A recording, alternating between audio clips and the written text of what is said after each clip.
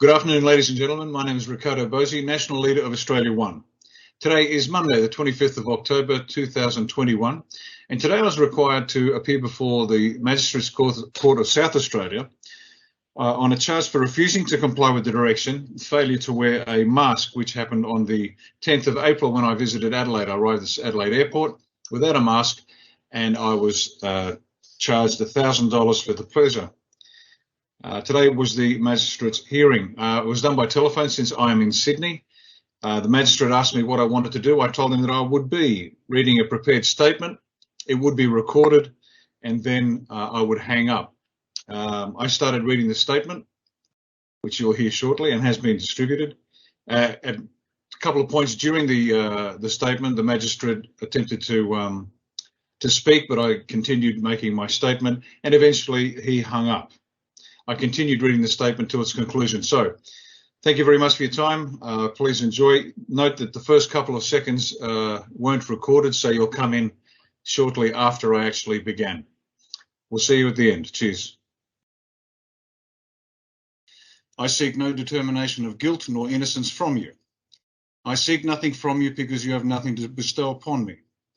I acknowledge no claim to any authority you might make. You have no standing.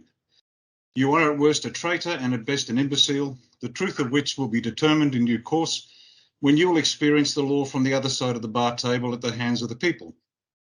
But you will not be alone. Your learned friends, even from the highest places, will also be obliged to answer for their words and their deeds. None shall escape judgment, and the guilty shall not escape punishment. We know not yet whether you have sworn secret oaths. We know not yet whether you have committed other crimes. But soon we will know all these things and more. Because there is nothing hidden that will not be disclosed, and nothing concealed that will not be made known and brought to light. Nothing. But it matters little whether or not you are guilty in law, because at the very least, you have by your craven obsequiousness facilitated the brutal destruction of countless innocent people. There is no defence against this moral charge that will stand. Your blind and soulless obedience to your masters, who have visited upon the Australian people the most egregious perversions of decency and depravity, disqualifies you from any further role in the governance of this nation. You and the entire profession of the law have forfeited any right to my esteem, my deference, and my obedience. I will not submit myself to any man or woman, nor any class of man or woman who by their action and inaction have eschewed plain decency and good sense, and instead contributed to the most barbaric and purely evil betrayal of the people of the world. By what authority do I speak these words? By the authority that I'm a sovereign being. My life is my life. My liberty is my liberty. My property is my property. And so long as I do not do injury to another's life, liberty, and property, none may interfere with mine.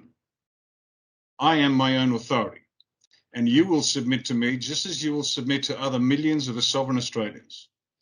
We are the only source of lawful authority in this land.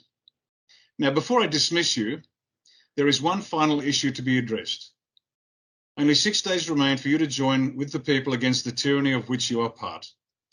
If you do not, may God have mercy on your soul in the next life, because we the people will have no mercy on the guilty in this one. Consider this carefully. Now, for the time being at least, I am done with you, so be gone. But I noticed that the magistrate departed. He hung up halfway through. It makes no difference. Ladies and gentlemen, this is what must be done to bring a country to a halt. This will not end until we decide it ends. We must make governing this country impossible. We must bring it to a standstill. We will not risk life and limb, but we will stop the powers that be from exercising any control over this nation. The reckoning is coming, but you must make it happen. You must stand together. You must bring the country to a halt. This is RICCARDO BOSI, National Leader of Australia One. Thank you for your time.